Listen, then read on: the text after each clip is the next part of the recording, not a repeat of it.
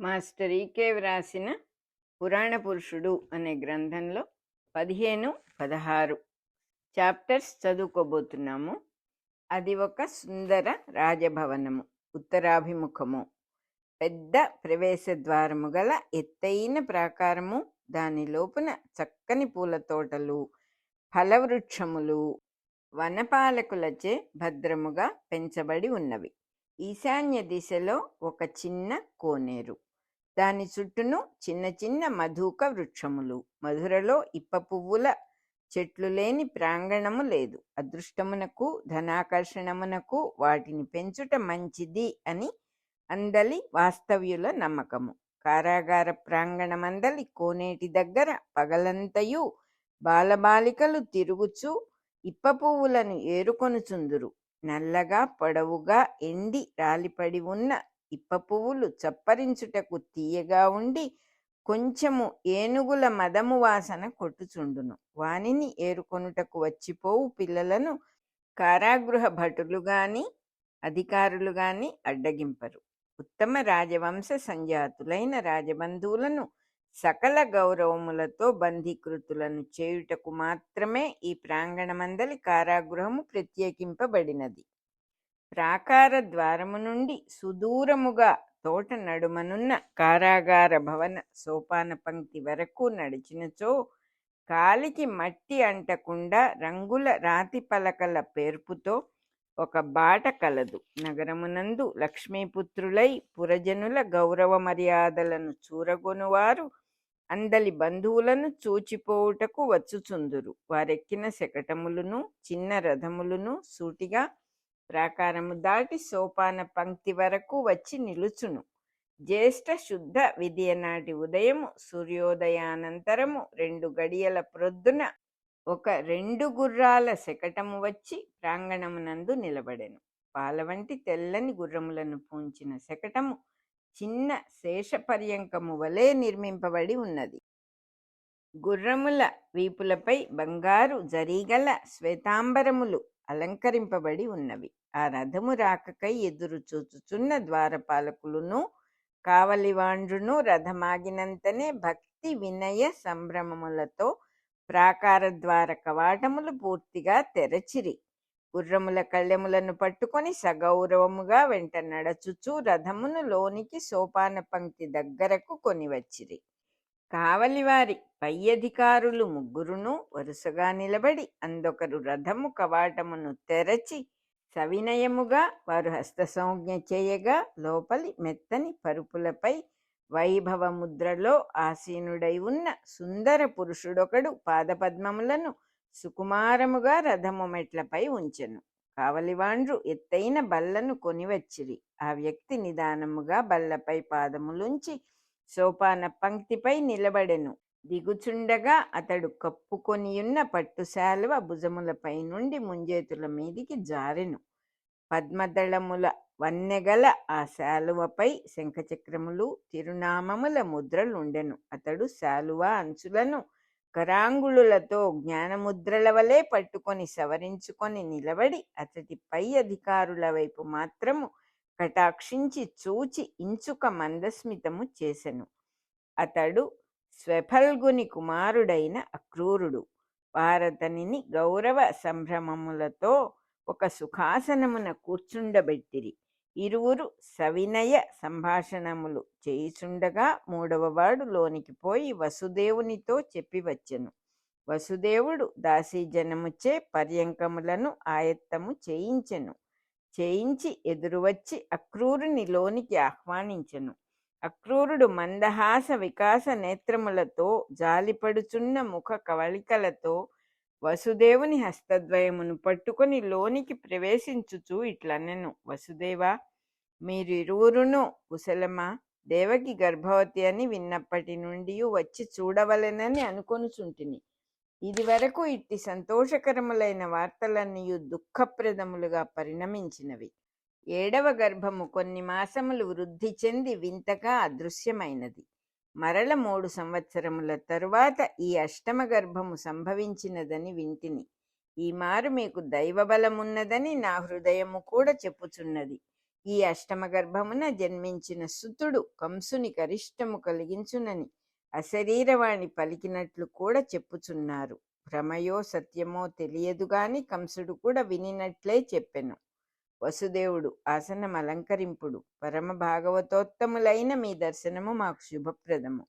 ఇట్లు పలికి వసుదేవుడు లోపలి నుండి దేవకిని తోడ్కొని వచ్చి అక్రూరునకు పాదాభివందనము చేయించెను. అక్రూరుడు ఆశీర్వదించెను. ముగ్గురు ఆసీనులైరి. వసుదేవుడు పూర్వము నారాయణుడు అష్టమగర్భ సంభూతుడై భూమికి అవతరించి ధర్మ సంస్థాపనము చేయునని ప్రసక్తముగా పరాశరులు చెప్పిరట. అశరీరవాణియు ఈమె అష్టమగర్భమును గూర్చి పలికినది. మిగిలిన దుర్లభములైన అంశములెట్లున్నను ఈ గర్భమున జన్మించిన శిశువు చిరకాలము వర్ధిల్లి పెద్దవాడై మాకు గతులు కల్పించినచో మా జన్మ ధన్యమగును. అక్రూరుడు నాకు కలిగిన భావము కూడా ఇదియే. లోకోత్తర విషయములెప్పుడునూ పొడుపు కథలుగా మాత్రముండును. అవి మనకు బోధపడినవి కావు. ఈ శిశువు చిరంజీవి అయి మీకు మేలు చేకూర్చవలెనని నేను ఆశంసనము చేయుచున్నాను. ఇట్లు పలికి అక్రూరుడు వసుదేవుని వైపు చూచెను. గవాక్షము నుండి ప్రభాత భానుకాంతులు చిందించిన బంగారపు నీరు వలె వసుదేవుని చుట్టూను పడుచున్నవి.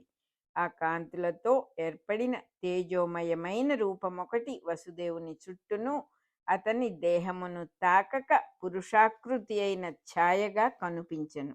అక్రూరుడు ఉలికిపడి చూచెను. తన గురువు పరాశరుని మాటలు దేవకీ వసుదేవుల యందు సత్యమగునా అనిపించినది. వెంటనే అక్రూరుడు దేవకి వైపు చూచెను. ఆమె కన్నులపైకి సూర్యకాంతులు గవాక్షము నుండి సూటిగా ప్రసరించుచుండెను. ఆ కాంతులు ఆమె కన్నులలో ప్రవేశించుచున్నట్లు అనిపించెను. ఆమె కనుపాపలలో ఒక అనిర్దేశ్యమైన తేజస్సు మిరుమిట్లు గొలుపుచుండెను. క్షణములలో అక్రూరునకు దేవకి ముఖము కన్నులు కనిపింపలేదు.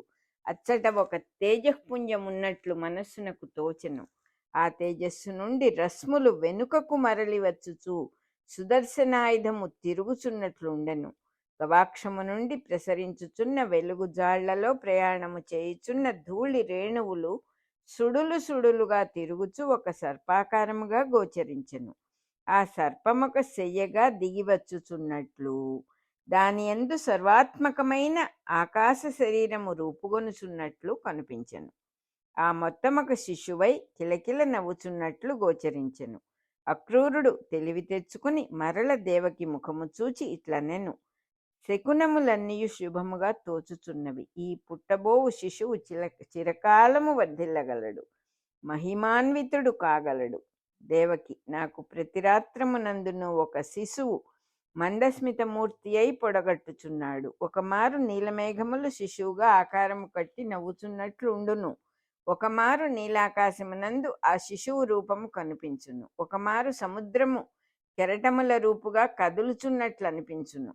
ఒకమారు ప్రదక్షిణావర్తములైన అగ్నులు శిశువుగా కనిపించును. ఎన్ని కనిపించినను కంసుడు విడిచిపెట్టినప్పుడు కదా మనము సంతోషింపవలసినది.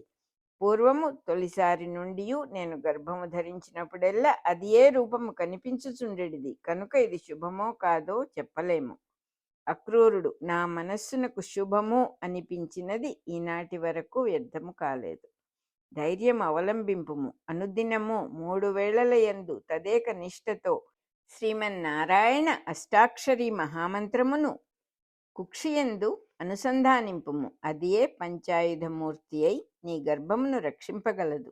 దేవకి నమస్కరించి ఇట్లనెను. మహాప్రసాదము అవశ్యముగా అనుసంధానము చేసేదను. మొన్నటి బహుళ విధియ నాటి రాత్రి నారద మహర్షి తమ ఆగమనముచే మమ్మనుగ్రహించిరి. వారు వాసుదేవ ద్వాదశాక్షరీ మంత్రమును ఉపదేశించిరి. గర్భస్థుడైన శిశువు శిరస్సు మొదలు పాదముల వరకు గల 12 అవయవములను వాని మంత్రాక్షరములుగా న్యాసము చేసి జపింపుమనిరి. వారి ఆజ్ఞ కూడా శిరసావహించి తిని. అక్రూరుడు సమయము వచ్చినప్పుడు అడుగకయే ఋషులు మంత్రవాక్కులను పలుకుదురు. అవి ఏ మూర్తిమంతములైన ఉపదేశములు. అడిగినను కొందరికి ప్రసాదింపరు. అట్లేల చేయుదురో వారికే తెలియవలెను. వసుదేవుడు మొన్నటి రాత్రి శతగోపుడు హిమాలయ యాత్ర చేసి వ్రజమునకు తిరిగిపోవచ్చు ఇటు వచ్చి ఇచ్చటనే విశ్రమించెను. ప్రసంగవశమున నాకు మృగేంద్ర వాహనయగు దుర్గాదేవి స్తోత్రమును ఉపదేశించి వెడలిపోయెను. మొన్నటి ప్రభాత వేళ శతగోపుని సోదరుడైన హిమాలయ సిద్ధుడు మమ్ము చూడవచ్చెను. అతడు నాకు షడంగపూర్వకమైన విష్ణుమంత్రమును అస్త్రముగా ఉపదేశించెను. పూర్వము దానిని ధరించి ఇంద్రుడు విశ్వరూపుడైన త్రిశరుడు అను రాక్షసుని వధించెనట. దేవకి, ఈ అష్టమ గర్భము రక్షకై ముక్కోటి దేవతలకు మ్రొక్కుచున్నాను. అక్రూరుడు, పర్యవసానము తప్పక శుభము కాగలదు. నేను ఉగ్రసేన మహారాజును కూడా చూచి ప్రసంగించి వెడలివత్తును. మరికొంతకాలము తరువాత మరల మిమ్ములను చూడవత్తును. ఇట్లని అక్రూరుడు వారి దగ్గర సెలవుగొని ఆ భవనము వెనుక వైపు నుండి ఉద్యానములోనికి నడిచి కొంత దూరమేగి మరి ఒక భవనములోనికి ప్రవేశించెను. మేడ మెట్లెక్కిపోయి మేడపైనున్న ఉగ్రసేనుని కలిసి కొనెను. దుఃఖాక్రాంతుడై వాతాయనము నుండి గగనమును చూచుచూ కూర్చుండిన ఉగ్రసేనుడు అక్రూరుని చూచి లేచి నిలబడి కౌగిలించుకొని దుఃఖించెను. ఉగ్రసేనుడు, చూచితివా దైవయోగమెట్లున్నదో, నా కొడుకు నన్ను బంధించెనని నేను దుఃఖపడుటలేదు. నేనే దుష్కృత్యము చేయనిచో ఇట్టివాడు నాకు కుమారుడై పుట్టుట ఎట్లు అని దుఃఖపడుచున్నాను. అక్రూరుడు ఉగ్రసేనుని కౌగలించుకొని లేవనెత్తి ఓదార్చెను. అట్లెన్నడునూ భావింపకుము. దేవకి కూడా నీ పుత్రికయే కదా. ఎట్టి సుకృతము చేయనిచో ఆమె అష్టమ గర్భము మహిమాన్వితమెట్లగును. ఉగ్రసేనుడు, మహనీయుడగు వసుదేవుడు సాధుమూర్తి నన్ను రాజ్యమిచ్చి గౌరవించి పట్టాభిషిక్తుని చేసెను. కన్న కొడుకు కారాగృహమున బంధించెను. వసుదేవుని సంకల్పములు పరమ పవిత్రములు, జగద్ధితములు. అతడు గోపాలక వృత్తిని, కర్షక వృత్తిని పునరుద్ధరించి గ్రామములయందు భాగ్యదేవతకు పట్టము కట్టెను. భారత భూమిని జగన్మాతగా, హిమాలయ పుత్రిగా పూజించి సేవించెను. అంతకన్నా రాజర్షిత్వం ఏమున్నది? పూర్వము రాజర్షులు బ్రాహ్మణ క్షత్రియ తేజస్సులను పరస్పరాశ్రయములుగా ప్రతిష్ఠించి పూజించిరి. మన యదువంశము బ్రాహ్మణ క్షత్రియ తేజోవాహినులకు సంగమము. అట్టి మన వంశము వైశ్యుల సంపదతో త్రివేణీ సంగమముగా వసుదేవుడు ధర్మ సంస్థాపనము చేసెను. అట్టివానిని కంసుడు బంధించి దేశమునకు తీరని అపకారము చేసెను. తాను ధనతృష్ణతో లంచగొండి రాజ్యమును స్థాపించుకొనెను. నిర్భాగ్యునకు దౌర్భాగ్యుడు తోడు అన్నట్లు వానికి ఈ కేసి మంత్రాంగము తోడైనది. ఈ కేసి రెండావుల దూడ. ఇటు కంసునకు అటు ధృతరాష్ట్రునకు నమ్మిన బంటుగా పదవులను అనుభవించుచు తన సువర్ణములను తాను భద్రపరుచుకొనుచున్నాడు. దైవమే దిగివచ్చి చక్కబెట్టవలను గాని ఈ మధురలో ధర్మము మరల నిలబడుట ఇక మానవునకు సాధ్యము కాని పని. అక్రూరుడు, బాధపడకుము. కాలమొక రీతిగా నడవదు. కంసుడు కూడా అశరీరవాణి మాటలపై ఆవేశములో ఇట్లు ప్రవర్తించనే కాని సహజముగా దుష్టుడు కాడు. నేనతనితో సంభాషించి నిదానముగా పరిస్థితులను అనుకూలింపచేసెదను. మరల కొల దినములలో నిన్ను చూడగలను. ఇట్లు పలికి అక్రూరుడు సెలవుగొని తిరిగి వచ్చి రథారూఢుడై తన గృహమును చేరెను. పురాణ పురుషుడు గ్రంథంలో 15th చాప్టర్ అయిపోయింది. ఇప్పుడు 16th చాప్టర్ చదువుకుంటున్నాం. కాశీరాజు దివోదాసుని పుత్రికలు అంబిక, అంబాలిక. వారి సోదరుడు మైత్రేయుడు రాజ్యమునంగీకరింపక తపోవనములకు వెడలిపోగా అభిమాన సోదరుడు అనమిత్రుడు కాశీకి రాజయ్యను. అతని పుత్రికయగు నందినిని వివాహమాడిన స్వఫల్గుడు యదువంశములోని కుటుంబముల వారికి పూజనీయుడై గురుస్థానము వహించెను. మధురాపట్టణమునకు ఈశాన్య భాగమున యమునా తీరమందలి అర్ధయోజనము భూమిని వసుదేవుడు స్వఫల్గునకు తపోవనముగా దానము చేసెను. అటుపైన ఉగ్రసేనుడు మధురారాజ్యమును ధారాదత్తము చేసెను. తాను గ్రామ సంపదను పునరుద్ధరించుటకై బద్ధ కంకణుడై తన ఉద్యమమును స్వఫల్గుని తపోవనమునందే ప్రారంభము చేసెను. కొన్ని కర్షక కుటుంబములను, వైశ్య కుటుంబములను చేరదీసి మొదటి వ్రజగణమును నందగోపుని సహాయముతో ఆ తపోవనముననే స్థిరపరచి యజ్ఞార్థ కర్మమును ఆరంభించెను. యమునా కూలము దాకా వ్యాపించిన క్షేత్రములను నీటిపారుదలతో సుక్షేత్రము చేసి సకల సస్యములకు అంకురారోపణము చేసెను. సగము భూమి సస్య సంపదకు, అందర్థము గోసేవకు, క్షీరవృద్ధికి వినియోగము చేసి 10 సంవత్సరముల తరువాత నందగోపుని కొనిపోయి గోవర్ధన పర్వత సమీపమున వ్రజము అను గ్రామమును నిర్మించి దానికి ప్రభువుగా నిలిపి తాను దేశ సంచారము చేయుచుండెను. స్వెఫల్గుడు నందినీదేవియు సంవత్సర పురుషుని మేఘాధిపతి అయిన ఇంద్రుడుగా ఇంద్ర రుక్కులతో ఆరాధించిరి. ఋభువులు అనబడు ఋతువులకు అధిదేవతలను కృషి యజ్ఞముచే సంతుష్టులను చేసి సర్వఋతువాసయోగ్యముగా క్షేత్రమును యజ్ఞార్థమైన కృషి కర్మతో ఆరాధించిరి. ఇంద్రుడు స్వెఫల్గునకు ప్రసన్నుడై అతడున్న చోట సకాల వర్షములుండునట్లు వరమిచ్చెను. స్వెఫల్గునకు నందినీదేవి యందు జన్మించిన కుమారుడే అక్రూరుడు. అక్రూరుని జన్మదినము చైత్రశుద్ధ పాడ్యమి అగుటచే అతనిని సంవత్సర పురుషుడైన నారాయణుని అంశగా అభిమానించి అల్లారు ముద్దుగా పెంచిరి. చిన్నతనమునందే నారాయణాష్టాక్షరీ మంత్రమునిచ్చి ఉపనయనానంతరము గాయత్రిని ఉపదేశించిరి. గాయత్రికి విశ్వామిత్రుడు ఋషి అని గ్రహించిన అక్రూరుడు గాయత్రీ మంత్రమును ఉపాసించుటకు అంగీకరింపలేదు. విశ్వామిత్రుడును వాని గోత్రోద్భవులైన కౌశికులును అధర్వణ అభిచారపరులని నిందించెను. చండకౌశికుని కూడా అతడు కాపాలికుని క్రిందనే లెక్కగట్టెను. తన మేనత్తయైన కాశీరాజు కుమార్తెకు కుమారుడు జరాసంధుడు. అతడును అతని తండ్రి బృహద్రథుడును చండకౌశికుని శిష్యులు కనుక వారు రాక్షసులనియు కాపాలిక ధర్మమును అవలంబించిన వారు కనుక పంక్తి బాహ్యులనియు అక్రూరుని నిర్ణయము. అక్రూరుని జనన కాలమున చేయబడిన యజ్ఞమునందు స్వెఫల్గునకు ఇంద్రుడు ప్రసన్నుడై అక్రూరుడున్న తావులందు కూడా సకాల వర్షములుండునని అనుగ్రహించెను. మధురలోని వారందరూ స్వెఫల్గుని వర్షాల గురువుగారని వ్యవహరింతురు. ఎచ్చట వర్షము లేకున్నను వానిని కొనిపోయి పూజించుటయు అచ్చట వర్షములు పడుటయు పరిపాటి అయ్యెను. ఆ కీర్తి అక్రూరునకు కూడా సంక్రమించెను. గాయత్రీ మంత్రమును అనుష్ఠించుటకు నిరాకరించిన అక్రూరుని బతిమాలి తండ్రి ఎట్టకేలకు అంగీకరింపచేసెను. అయినను తన నిత్యానుష్ఠానమున విశ్వామిత్ర ఋషిని స్మరింపను అని అక్రూరుడు పట్టుబట్టెను. అట్లయినచో విశ్వామిత్రుని మూలపురుషుడు గాయత్రికి యుగాంతర ద్రష్టయగు సాంఖ్యాయన మహర్షి నామమును స్మరింపుమనగా అంగీకరించెను. ఇంకనూ పట్టుబట్టి అక్రూరుడు తండ్రి సాన్నిధ్యమున నారాయణ మంత్ర దీక్ష పూర్తి చేసి పరాశర మహర్షి పాదములాశ్రయించి తప్త చక్రాంకితుడయ్యెను. అక్రూరుని భుజములపై శాలువ జారినప్పుడల్లా కరగిన బంగారు రంగు జబ్బలపై పెద్ద శంఖచక్ర ముద్రలు కొట్టవచ్చినట్లు కనిపించుచుండును. అతని తమ్మి పూరేకు రంగు శాలువపై కూడా శంఖచక్రములు, తిరుమణి తిరుచూర్ణముల ముద్రలు తళుక్కుమనుచుండును.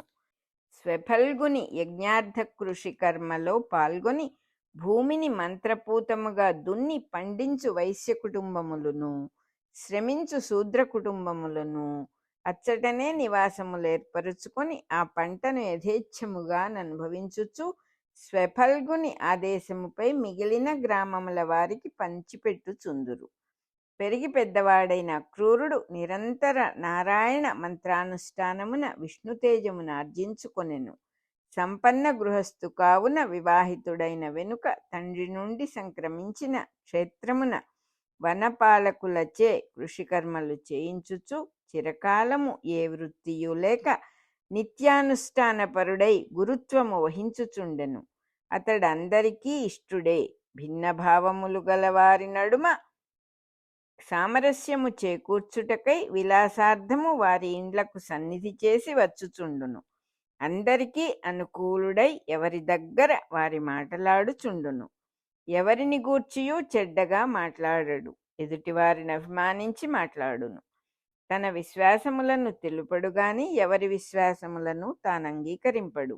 అట్లని దేనిని కాదనడు. ఈ విధమైన విలక్షణ సత్వగుణ సంపత్తిచే సర్వజనాహ్లాదకరుడుగా మెలగుచు చంద్రుని వలె చెరించుచుండును. కృషికర్మ కొరకు నియమింపబడిన భూమికి పశ్చిమముగా అన్ని జాతుల ఫలవృక్షములున్నవి. అవి వరుసలుగా నాటబడి వాని నడుమ చలువరాతి కాలిబాటలున్నవి. ఆ బాటలు పశ్చిమ దిశగా వ్యాపించి ఉండి చివరి 100 కిష్కూల మేరలోనున్న అక్రూరుని ప్రాంగణమునకు మార్గదర్శకములై ఉండును. భవన ప్రాంగణమునందు జాళ్లు జాళ్లుగా కృష్ణ తులసి మొక్కలు నాటబడి అందందు మందారములు పారిజాతములు మున్నగు పుష్పవృక్షములు పొడుపు టెండలలో శోభలతో తళుక్కుమనుచుండును. భవనమునకు నైరుతి దిక్కుగా కొంత దూరమున మంచి గంధపు వృక్షములున్నవి. వాని తొర్రలలో విష్ణుపాదముద్రలు గల త్రాచులు నివసించుచున్నవి. అవి అక్రూరుని సాన్నిధ్యమున సత్వగుణము కలిగి ఎవ్వరిని హింసింపక తిరుగుచుండును. సంధ్యలయందు అక్రూరుడు పెద్ద తొట్టెలలో క్షీరము నింపగా పలువన్నెల త్రాచులు వచ్చి క్షీరము గ్రోలి వెడలిపోవుచుండుట చూచి అక్రూరుడు ముచ్చటపడుచుండును. జ్యేష్ఠ శుద్ధ తృతీయ ప్రభాత కాంతులు అక్రూరుని భవన ప్రాంగణమును చైతన్యవంతము చేయుచున్నవి. పూర్వాభిముఖముగానున్న భవనము పై అంతస్తున తులసి కోటకెదురుగా జింక చర్మముపై పద్మాసనాసీనుడై అష్టాక్షరీ మంత్రమును జపించుచున్న అక్రూరుని విశాలములైన ఊర్ధ్వపుండ్రములపై నిమీలిత లోచనములపై నతదీర్ఘ నాసాగ్రముపై భుజములపై శాలువపై ప్రతిబింబించుచు బంగారు తీగల వంటి భానుకరములు బుజ్జగించుచున్నవి. చిరకాలము నిశ్చలమై నిలబడిన అతని దేహము శిల్పసుందరమైన ప్రతిమ వలె ఉండెను.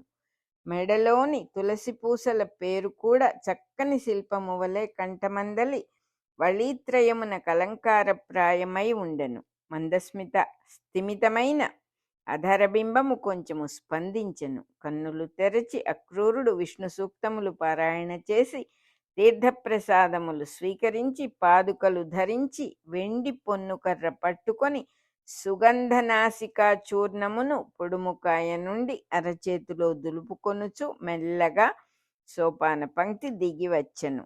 దిగువ నిలబడి ఉన్న ధర్మపత్ని సుతను పాద నమస్కారమందుకొని నేను నగరములోనికి పోయి వచ్చెదను అనెను. సుతను నేడు మా జనకులు కార్యార్థి అయి వచ్చుచున్నారు. అక్రూరుడు ఆహుకుడు పరమ వైష్ణవుడని లోకము చెప్పుకొనును. కాని ఎన్ని చెప్పినను అతడు తప్త చక్రాంకితుడు కాలేదు. నేడు పరాశర మహర్షి జగద్గురువు కదా, వారిని ఆశ్రయించినచో మీ తండ్రికి గౌరవము తగ్గును కాబోలు. నేను ఒక ప్రధాన కార్య నిర్వహణమునకై కంసుని చూడబోచున్నాను. తిరిగి వచ్చుసరికి అపర్ణాహము దాటిపోవును. మీ తండ్రిని వేచియుండక భుజింపుమని నొక్కి చెప్పుము. సుతను ఓహో, పంక్తి భోజనమునకిష్టపడరు గదా. అక్రూరుడు తెలిసిన విషయమును గూర్చి చర్చయ్యేలా. ఇట్లని అక్రూరుడు అలసగమనముతో ప్రాంగణమునకు చేరి సుకుమారమైన పాదన్యాసముతో సంసిద్ధముగానున్న రథమెక్కెను. తిరునామములు ధరించిన రథ చోదకుడు పాలరంగు గుర్రములను వేగముగా త్రోలెను. అరగడియ కాలమున కంసుని ప్రాసాదము ముందు రథమాగెను. భటులును ద్వారపాలకులును వినయ సంభ్రమములతో నమస్కరించిరి. కొందరు అక్రూరుని రాకను కంసునకు తెలిపిరి. కంసుడు ప్రాంగణమునకెదురు నడచి గౌరవ పురస్సరముగా లోనికి కొనిపోయెను. భవనము పై అంతస్తున ఇరువురు ఆసీనులైరి. అక్రూరుడు పరిపాలనము ప్రశాంతముగా సాగుచున్నది గదా. శాంతి ఉన్న చోట సిరి సంపదలుండును. నీవు శౌర్యగుణ సమేతుడవు, బొడ్డున మాణిక్యముతో పుట్టినవాడవు. కంసుడు ఈ ప్రజల కోసమై ఎంత శ్రమించినను ఎవరికీ మెప్పులేదు. నేను దుష్కృత్యములాచరించి తినని అలజడులు రేపుచూ కొందరు నినాదములు చేయుచున్నారు. అక్రూరుడు మిగిలిన వారు అనుకూలురే గదా. వారిని గూర్చి శ్రద్ధ వహించి ఆదరము చూపినచో వారి వర్గమే బలమగును. కంసుడు వసుదేవుడు మా తండ్రియు రాజ్య కంటకులైనారు. వసుదేవుడు వ్రజగణమును బలిష్టము చేసి విప్లవమునకు బీజములు నాటి బందీకృతుడయ్యెను. అక్రూరుడు: అతడు సహజముగా సద్గుణవంతుడే, మంచితనమునకు మంచివాడే. ఇప్పటికిని అతనికి నీపై కోపము లేదు. నిన్ననే దేవకీ వసుదేవులను చూచి వచ్చి తిని. నీకతనితో వైరము కన్నా మైత్రియే ప్రస్తుత కార్యమునకు అనుకూలము కలిగించును. కంసుడు: దేవకి అష్టమ గర్భ సంజాతుడైన శిశువు నన్ను చంపునని గదా అశరీరవాణి పలికినది. ఇక వసుదేవునితో మైత్రి ఎట్లు పొసగును? ఇప్పుడామెకు 9వ మాసము నిండుచున్నది. ఆ శిశువునెత్తుకొని పెంచి పెద్దవానిని చేయుమందురా? అక్రూరుడు: అది ఒక్కటే నీ మృత్యుభీతి దాటుటకు మార్గము. శత్రువుగా చూచుట వలన నరుడు శత్రువగుచున్నాడు. అతనిని నీయంది ముడుచుకొని ఆశ్రితునిగా స్వీకరించినచో అదుపున ఉంచవచ్చును. కంసుడు: మీ సిద్ధాంతము విచిత్రముగా ఉన్నది. అందు సత్యము లేకపోలేదని కూడా భ్రమగొల్పుచున్నది. అక్రూరుడు: దానిని భ్రమ అనుకొని శత్రువులను పెంచుకొనరాదు. దీపమును చూచుటకు ఇష్టపడనిచో తన క్రీనీడయే తన్నెదిరించును. దీనియందు ఏమరపాటు చెందియే నీవు తండ్రిని శత్రువుగా మలచుకొనుచున్నావు. కంసుడు: మీరు చెప్పిన సిద్ధాంతము నిజముగా క్షేమంకరమే అయినను ప్రస్తుత విషయమున సమయము దాటిపోయినది. ముందే మీరు నాకు ఈ మంత్రం ఉపదేశించి ఉన్నచో పరిస్థితులు వేరుగా ఉండేటివి. ఇప్పుడెచ్చట చూచినను నాకు శత్రువులే. వసుదేవుడు, నందుడు, వ్రజగణము నేడు నా శత్రుకూటమియే. మా తండ్రి ఉగ్రసేనుడు నేడు మంచితనము చూపి నన్ను గౌరవించినను నన్ను అవమానించినట్లే అగును. తుదకు నమ్మిన సహచరుడు కేసి కూడా కురు సామ్రాటుతో చేతులు కలిపి అపారధనములార్జించి బలిష్ఠుడైనాడు. ఆజ్ఞ పెట్టినచో తిరస్కరించునని కూడా అనిపించుచున్నది. అతడును నాకు శత్రువే అయినప్పుడు ఇక హితులు గాని మిత్రులు గాని ఎవరున్నారు? అక్రూరుడు: ఆవేశపడకుము, నేను నీకెవడను? కంసుడు: మీరు నిస్సందేహముగా నా హితము కోరిన వారే. అది అట్లుండనిండు. అక్రూరుడు: అదే పొరపాటు. హితము కోరిన తావును అది అట్లుండనిచ్చుట మార్గము కాదు, దానిని ప్రకాశింపచేసుకొనుట మార్గము. కంసుడు: మీరు నాకు హితులైనను విశాల జగద్బంధువులై చెరించుచుందురు. దాని వలన నాకేమి లాభము? మీరు నా కొలువువారైనచో నాకు బలమున్నదని భావించవచ్చును. అక్రూరుడు: దానికి అభ్యంతరము నీవు తప్ప మరి ఎవరునూ లేరు. కంసుడు: అయినచో మీరు నాకు అమాత్యులై నా కొలువున ఉండగలరా? ఇట్లు కోరవలెనని పలుమారులనుకొంటిని, అభిమానం అడ్డు వచ్చినది. అక్రూరుడు: శత్రువులు విఘ్నములు మనలో ఉండును గాని వెలుపల ఉండవు. అభిమానాదులైన అంతఃశత్రువులను గెలువగలవానికి విఘ్నములుండవు కనుక కార్యసిద్ధి సుగమము. కంసుడు: రాజరక్తమునకు అభిమానము లేకుండుట ఎట్లు పొసగును? అక్రూరుడు: ఉండవచ్చును. దాని సందర్భమున దానిచే పని చేయించవలెను. నా దగ్గర దాని ప్రసక్తి లేదు. కంసుడు: నేను మిమ్ము అమాత్యులుగా మంత్రాంగమును ఉపదేశించు మంత్రిగా వరించుచున్నాను. అక్రూరుడు: దానికి నా అంగీకారము తెలుపుచున్నాను. సర్వకాలములందు నీకు హితుడనై కార్యోపదేశము చేసెదను. అటుపైన జరుగవలసినది నారాయణుని ఆజ్ఞ. విష్ణువే అందరి బుద్ధులయందును వ్యాపించి కార్యముఖమున ప్రచోదనము చేయుచు కర్మానుభవము పూర్తి చేయించును. కంసుడు: నాకు విష్ణు మంత్రం ఉపదేశింపుడని నారద మహర్షిని పలుమారు కోరియుంటిని. అతడు వాసుదేవ మంత్రం ఉపదేశింతును అనెను. ఇంకనూ సమయము రాలేదని చెప్పెను. మీరు నాకు విష్ణు మంత్రమును ఉపదేశింతురా? మీరును పరాశరుల శిష్యులు గదా? అక్రూరుడు: పరాశరులే నారదుని శిష్యులు. నారదుడే సమయము కాదన్నప్పుడు వేచియుండుట మార్గము. అది కాక అడిగినచో మంత్రము కాదనియు అడుగక ఇచ్చినచో మంత్రమగుననియు పెద్దలు చెప్పుదురు. కంసుడు: పరమరహస్యమైన ఒక విషయం మీకు చెప్పుచున్నాను. దేవకి అష్టమ గర్భము ధరించిన వార్త చెవి సోకినప్పటి నుండి నా హృదయమున భీతి ప్రవేశించి తొలుచుకొని తినిచున్నది. మొన్నటి వైశాఖ మాసము ప్రవేశించినప్పటి నుండి నన్నెవరో వెన్నాడుచున్నట్లున్నది. పూర్ణిమ నాటి రాత్రి నిద్రలో నా చుట్టూను 6 శిశువులు రోధించుచున్నట్లు దారుణమైన స్వప్నము కలిగినది. 7వ శిశువు నాగుపామై ప్రాకి నన్ను సమీపించుచున్నట్లు తోచెను. ఇంతలో 8వ శిశువు కరాళ దంష్ట్రలతో వికటాట్టహాసములతో ఒక త్రిశూలము ధరించిన స్త్రీ శిశువు వలె కనిపించినది. అష్టమగర్భమని నిశీధాకాశము నుండి కేకలు వినిపించినవి. కలత నిద్రగా మెలకువ వచ్చినది. నాటి నుండి నేటి వరకు కంటిపై కునుకు లేదు. నిద్ర వచ్చునేమో అను భీతి గుండెలలో మేకు దింపినట్లు బాధించుచున్నది. అప్పటికే కేసి హస్తినాపురాధీశునితో చేతులు కలుపుట జరిగినది. నందగోపుడు గ్రామవాసులను స్వతంత్రులుగా చేసి సుంకము చెల్లింపనీయకుండా అరికట్టునట్టి సన్నాహములు చేయుచున్నాడని వార్తలు అందినవి. బ్రజగ్రామములలోని యువకులు తిరుగుబాటు చేయుటకు యుద్ధ శిక్షణము పొందుచున్నారట. నియమింపబడిన ప్రభుత్వ ఉద్యోగులు నందుని దగ్గర లంచములు పుచ్చుకొని వానికి అనుకూలురై ప్రవర్తించుచున్నారు. మధువనమందలి 10,000 గోవులతో మన పరివారమైన గోపాలగణము పలాయితులై నందుని మందలలో చేరిరి. ఈ వార్తలన్నీయు నా డొక్కలో చేరి సుడులు తిరుగుచున్నవి. ఇప్పుడు మన సత్వర కర్తవ్యము నిర్ణయింపుడు. అక్రూరుడు మొదటి కర్తవ్యము చిత్తశాంతి చేకూర్చుకొనుట. రెండవ కర్తవ్యము వసుదేవుని ఉగ్రసేనుని నీవారుగా చేసుకొనుట. కంసుడు అది సాధ్యము కాని పని. అక్రూరుడు సాధ్యమగునేమో యత్నింపుము. మూడవ కర్తవ్యము కేసిని హస్తినాపురాధీశుల కొలువువానిగా పంపివేయుట. నాలుగవ కర్తవ్యము నందగోపుని వ్రజగణములలో కొందరిని పిలిపించి సన్మానించి భూదానము చేసి కృషికర్మలో నియుక్తులను చేయుట. కంసుడు ఇది కూడా సాధ్యము కాని పని. అక్రూరుడు అయినచో కాలచక్రమును యథేచ్ఛగా తిరుగనిచ్చి సమయమునకై వేచి ఉండుట. మాస్టర్ ఈకే వ్రాసిన పురాణ పురుషుడు గ్రంథంలో 15th and 16th చాప్టర్స్ అయిపోయినాయి.